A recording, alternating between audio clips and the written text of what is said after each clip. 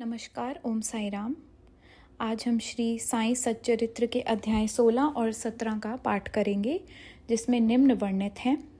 शीघ्र ब्रह्म ज्ञान की प्राप्ति, ब्रह्म ज्ञान की योग्यताएं, बाबा का उपदेश, बाबा का विशिष्ट।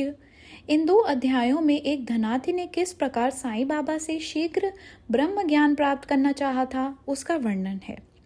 पूर्व विषय। गत अध्याय में श्री चोलकर का अल्प संकल्प किस प्रकार पूर्णतः फलीभूत हुआ, इसका वर्णन किया गया था। उस कथा में श्री साईं बाबा ने दर्शाया था कि प्रेम तथा भक्ति पूर्वक अर्पित की हुई तुच्छ वस्तु भी वे सहर्ष स्वीकार कर लेते थे, परंतु यदि वह अहंकार सहित भेंट की गई तो वह अस्वीकृत कर दी जाती थी। पूर्ण सच्चिदानंद होने के कारण वे बाह्य आचार विचारों को विशेष महत्व न देते थे और विनम्रता और आदर सहित भेंट की गई वस्तु का स्वागत करते थे। यथार्थ में देखा जाए तो सद्गुरु साईं बाबा से अधिक दयालु और हितैषी दूसरा इस संसार में कौन हो सकता है। उनकी तुलना समस्त इच्छाओं को पूर्ण करने वाली चिंतामणि या कामधेनु से भी नहीं हो सकती। जिस अमूल्य निधि की उपलब्धि हमें सद्गुरु से होती है, वह कल्पना से भी परे है। ब्रह्म ज्ञान प्राप्ति की इच्छा से आए हुए एक धनाढ्य व्यक्ति को श्री साईं बाबा ने किस प्रकार उपदेश दिया, उसे अब श्रवण करें। एक धनी व्यक्ति, दुर्भाग्य से मूल ग्रंथ में उसका नाम और परिचय नहीं दिया गया है, अपने जीवन में सब प्रकार से संपन्न था। उसके पास अतुल संपत्ति, घोड़े, भूमि और अनेक दास और दासियां थे।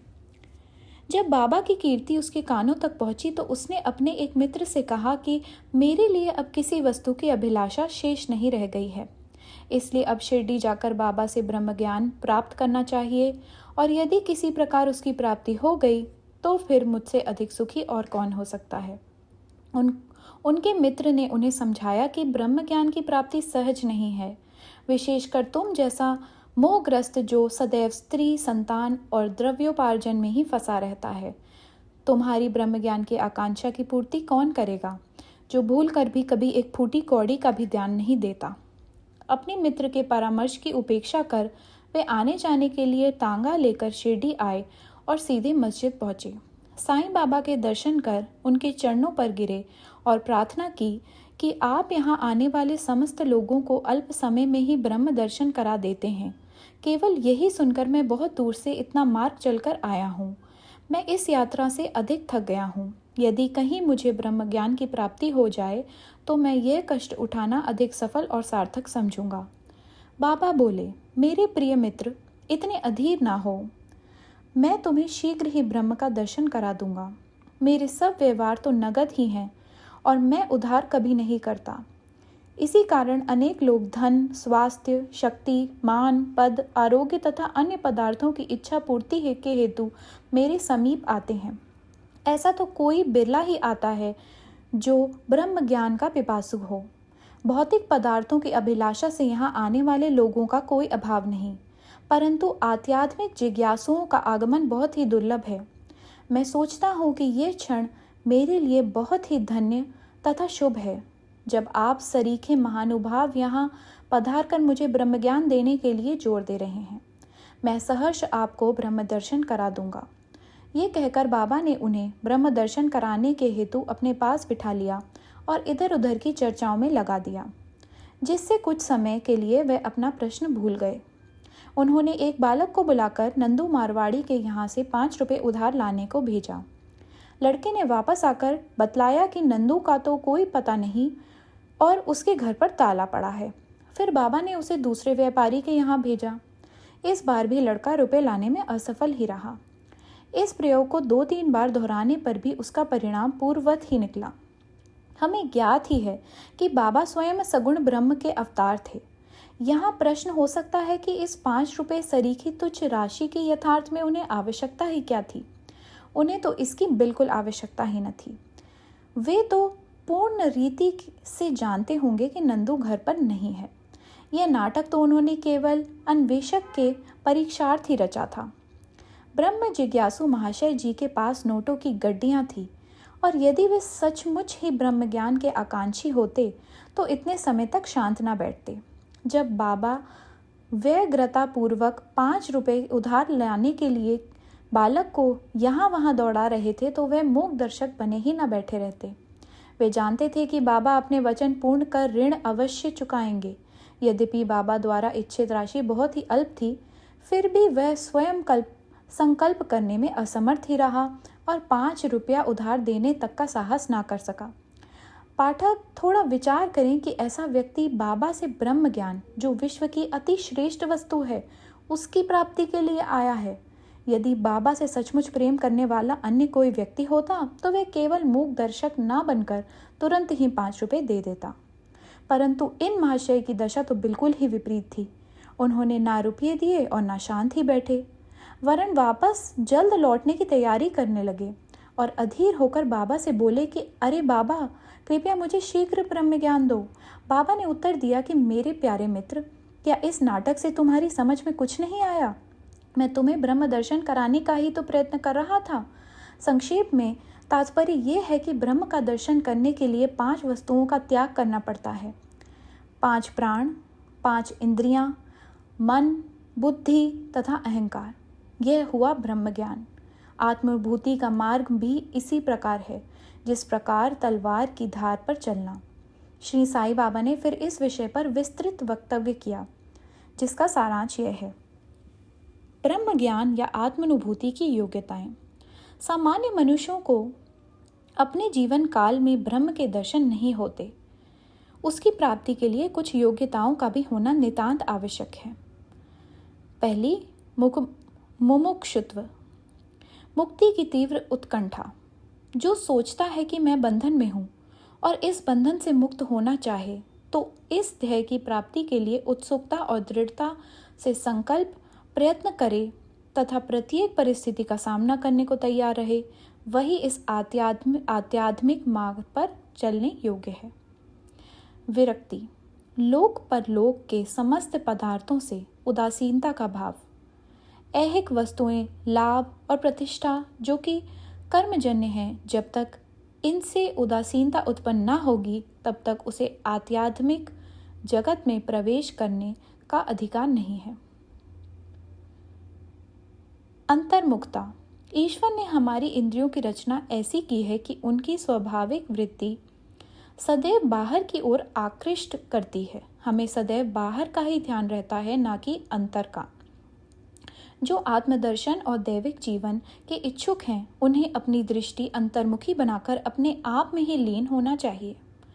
पाप शुद्धि, जब तक मनुष्य दुष्टता त्याग कर दुष्कर्म करना नहीं छोड़ता, तब तक ना तो उसे पूर्ण शांति ही मिलती है और ना मन ही स्थिर होता है। वह मात्र बुद्धि बल द्वारा ज्ञान लाभ कदापि नहीं कर सकता। उचित आचरण, जब तक मनुष्य सत्यवादी, त्यागी और अंतर्मुखी बनकर ब्रह्मचर्य व्रत का पालन करते हुए जीवन व्यतीत नहीं करता, तब तक उसे उपलब्धि संभव नहीं। सार वस्तु ग्रहण करना। 2 प्रकार की वस्तुएं हैं, नित्य और अनित्य। पहली आध्यात्मिक विषयों से संबंधित है तथा दूसरी सांसारिक विषयों से। मनुष्यों को इन दोनों का सामना करना पड़ता है। उसे विवेक द्वारा किसी एक का चुनाव करना पड़ता है। विद्वान पुरुष अनित्य से नित्य को श्रेयस्कर मानते हैं, परंतु जो मूढ़मती हैं उसे आसक्तियों से वशीभूत होकर अनित्य को ही श्रेष्ठ जानकर उस पर आचरण करते हैं। मन और इंद्रियों का निग्रह। शरीर एक रथ है, आत्मा उसका स्वामी तथा बुद्धि सारथी है। मन लगाम है और इंद्रियां उसके घोड़े। इंद्रिय नियंत्रण की उसका पथ है। जो अल्प बुद्धि है और जिनके मन चंचल हैं तथा जिनकी इंद्रियां सारथी के दुष्ट घोड़ों के समान हैं, वे अपने गंतव्य स्थान पर नहीं पहुंचते तथा जन्म मृत्यु के चक्र में ही घूमते रहते हैं। परंतु जो विवेकशील हैं, जिन्होंने अपने मन पर नियंत्रण कर लिया है तथा जिनकी इंद्रियां सारथी के उत्तम घोड़ों के समान नियंत्रण में हैं, वे ही गंतव्य स्थान पर पहुंच पाते हैं, अर्थात उन्हें परम पद की प्राप्ति हो जाती है और उनका पुनर्जन्म नहीं होता। जो व्यक्ति अपनी बुद्धि द्वारा मन को वश में कर लेता है, वह अंत में अपना लक्ष्य प्राप्त कर उस सर्वशक्तिमान भगवान विष्णु के लोक में पहुंच जाता है। मन की पवित्रता। जब तक मनुष्य निष्काम कर्म नहीं करता, तब तक उसे चित्त की शुद्धि एवं आत्मदर्शन संभव नहीं है। विशुद्ध मन में ही विवेक और वैराग्य उत्पन्न होते हैं, जिससे आत्मदर्शन के पथ में प्रगति हो जाती है। अहंकार शून्य हुए बिना तृष्णा से छुटकारा पाना संभव नहीं। विषय वासना आत्मानुभूति के मार्ग में विशेष बाधक है। यह धारणा कि मैं शरीर हूँ एक भ्रम है। यदि तुम्हें अपने जीवन के ध्येय आत्म साक्षात्कार को प्राप्त करने की अभिलाषा है तो इस धारणा तथा आसक्ति का सर्वथा त्याग कर दो। गुरु की आवश्यकता। आत्मज्ञान इतना गूढ़ और रहस्यमय है कि मात्र निज प्रयत्न से इसकी प्राप्ति संभव नहीं। इस कारण आत्मानुभूति प्राप्त गुरु की सहायता परम आवश्यक है। अत्यंत कठिन परिश्रम और कष्टों के उपरांत ही दूसरे क्या दे सकते हैं जो ऐसे गुरु की कृपा से सहज ही प्राप्त हो सकता है। जिसने स्वयं उस मार्ग का अनुसरण कर अनुभव कर लिया हो, वही अपने शिष्य को भी सरलतापूर्वक पग पग पर आध्यात्मिक उन्नति करा सकता है। अंत में ईश कृपा परमावश्यक है। जब भगवान किसी पर कृपा करते हैं तो वे उसे विवेक और वैराग्य देकर इस भवसागर से पार करा देते हैं। ये आत्मानुभूति ना तो नाना प्रकार की विद्याओं और बुद्धि द्वारा हो सकती है और ना शुष्क वेदाध्ययन द्वारा ही। इसके लिए जिस किसी को यह आत्मावरण करती है उसी को प्राप्त होती है तथा उसी के सम्मुख वह अपना स्वरूप प्रकट करती है। कठोपनिषद में ऐसा ही वर्णन किया गया है। बाबा का उपदेश। जब यह उपदेश समाप्त हो गया तो बाबा उन महाशय से बोले कि अच्छा महाशय, आपकी जेब में 5 रुपये के 50 गुणा रुपये के रूप में ब्रह्म है, उसे कृपया बाहर निकालिए। उसने नोटों की गड्डी बाहर निकाली और गिनने पर सबको अत्यंत आश्चर्य हुआ कि वे 10-10 के 50 नोट थे। बाबा की ये सर्वज्ञता देखकर वे महाशय द्रवित हो गए और बाबा के चरणों पर गिरकर आशीर्वाद की प्रार्थना करने लगे। तब बाबा बोले कि अपना ब्रह्म का, नोटों का ये बंडल लपेट लो। जब तक तुम्हारा लोभ और ईर्ष्या से पूर्ण छुटकारा नहीं हो जाता तब तक तुम ब्रह्म के सत्य स्वरूप को नहीं जान सकते। जिसका मन धन, संतान और ऐश्वर्य में लगा है वह इन सब आसक्तियों को त्यागे बिना कैसे ब्राह्मण को जानने की आशा कर सकता है। आसक्ति का भ्रम और धन की तृष्णा दुख का एक भंवर है जिसमें अहंकार और ईर्ष्या रूपी मगरों का वास है। जो इच्छा रहित होगा केवल वही इस भवसागर पार कर सकता है। तृष्णा और ब्रह्म के पारस्परिक संबंध इसी प्रकार हैं कि अतः वे परस्पर कट्टर शत्रु हैं। तुलसीदास जी कहते थे, जहाँ राम तहाँ काम नहीं, जहाँ काम नहीं राम, तुलसी कबहू होत नहीं, रवि रजनी एक ठाम। जहाँ लोभ है वहाँ ब्रह्म के चिंतन या ध्यान की गुंजाइश ही नहीं है। फिर लोभी पुरुष को विरक्ति और मोक्ष की प्राप्ति कैसे हो सकती है? लालची पुरुष को ना तो शांति और ना संतोष ही और ना वह दृढ़ निश्चय ही होता है। यदि कण मात्र भी लोभ मन में शेष रह जाए तो समझना चाहिए कि सब साधनाएं व्यर्थ ही हो गईं। एक उत्तम साधक यदि फल प्राप्ति की इच्छा या अपने कर्तव्यों का प्रतिफल पाने की भावना से मुक्त नहीं है तो और यदि उनकी प्रति उसमें अरुचि उत्पन्न ना हो तो सब कुछ व्यर्थ ही हुआ। वह आत्मानुभूति प्राप्त करने में सफल नहीं हो सकता। जो अहंकारी तथा सदैव विषय चिंतन में रत है उन पर गुरु के उपदेशों तथा शिक्षा का कोई प्रभाव नहीं पड़ता। अतः मन की पवित्रता अत्यंत आवश्यक है, क्योंकि उसके बिना आध्यात्मिक साधनों का कोई महत्व नहीं तथा वह निरादंभ नहीं है। इसलिए श्रेयस्कर यही है कि जिसे जो मार्ग बुद्धिगम्य हो वह उसे ही अपनाए। मेरा खजाना पूर्ण है और मैं प्रत्येक की इच्छा अनुसार उसकी पूर्ति कर सकता हूँ, परंतु मुझे पात्र की योग्यता अयोग्यता का भी ध्यान रखना पड़ता है। जो कुछ मैं कह रहा हूँ यदि तुम उसे एकाग्र होकर सुनोगे तो तुम्हें निश्चय ही लाभ होगा।